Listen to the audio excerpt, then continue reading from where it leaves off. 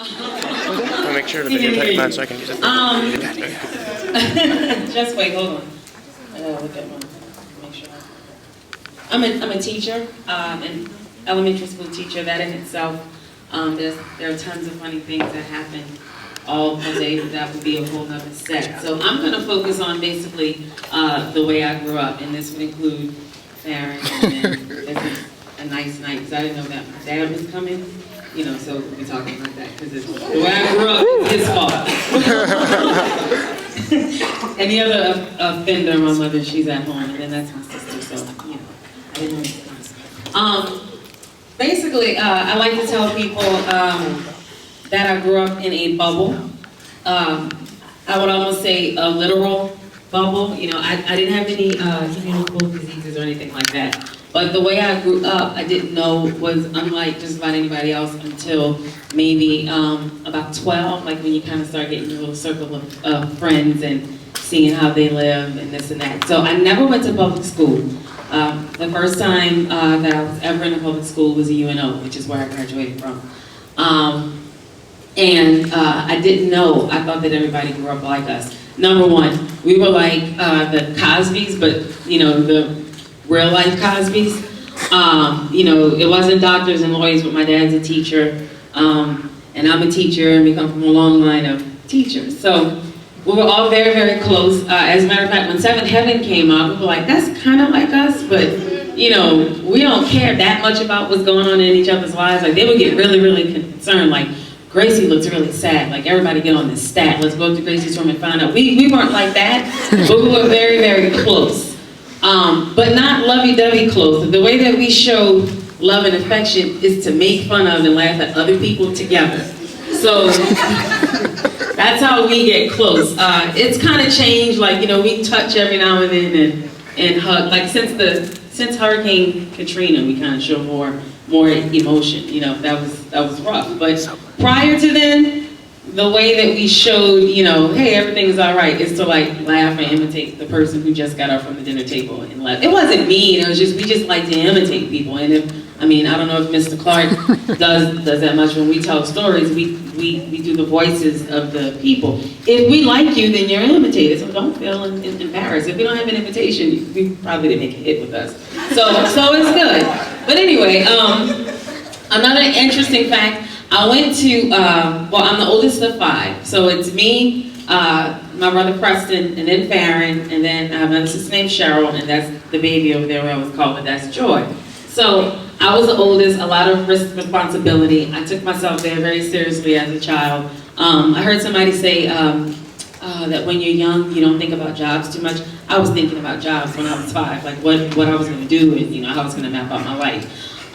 Really, I was. So, I was homeschooled for like from 7th grade on to 12th grade, which right away, you are strange, you are weird. I used to have other black kids come up to me and be like, what kind of black person are you? Like, why don't you go to public schools? And then when you tell them, you know, well, my dad's a public school teacher and his whole family, they were like, but so then why don't you go? Well, you know, parents want to do the Becca homeschool thing, you know, it's a Christian thing, but people really thought, this girl is either really smart, really dumb, or she's pregnant. There's a reason why they're keeping you at home.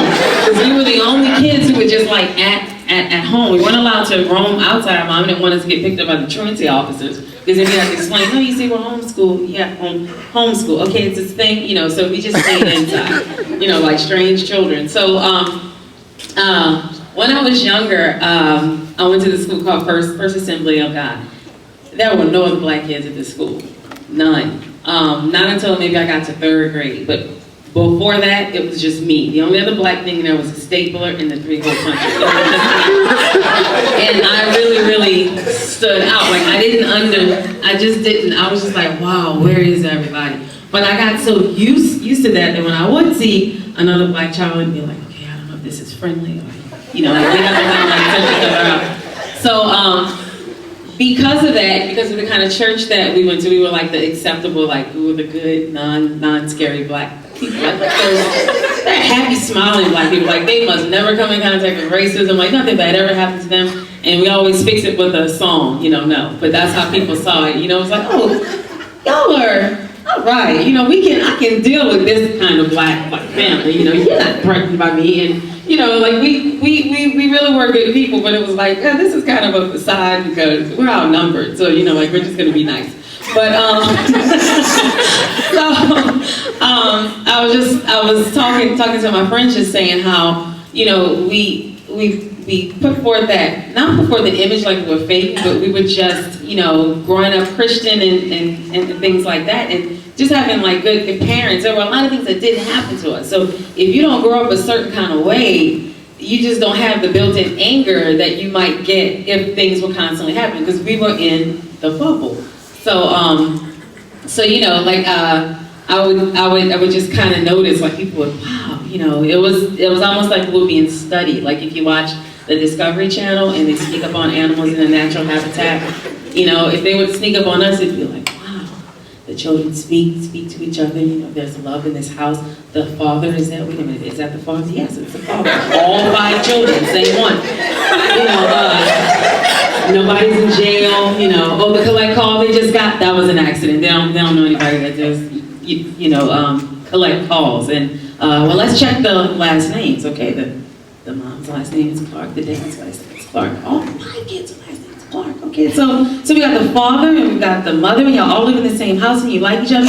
Nobody died, like, you know, no one was shot, you know. Have you ever had a moment when you were in the street just wondering, you know, how those streets got your baby? No, that never happened to any of us. You know, we were just like good black people. And I didn't know we were good black people until, you know, when you get to college and my whole world was just rocked. And I'm jumping around. I'm a teacher, and I had a little like outline that I would start off with. I'm going to read you what I wrote. Bubble life, family life, parentheses, Cosby's, school life, only black person except for the stapler. And then I put college life, naive. I just wrote that a second ago because I'm good. But I'm just going to go ahead and jump on to college, because when I started at UNO, and I don't know if you know anything about UNO, but there's a dorm. It's still there, Bienville Hall. It was horrible. We called it the Good Times Building. And I'm dating myself, but I started college in 92. So it was when it was a big deal that you could call the phone and register for your classes. So that's true, y'all. You know, we didn't have the internet.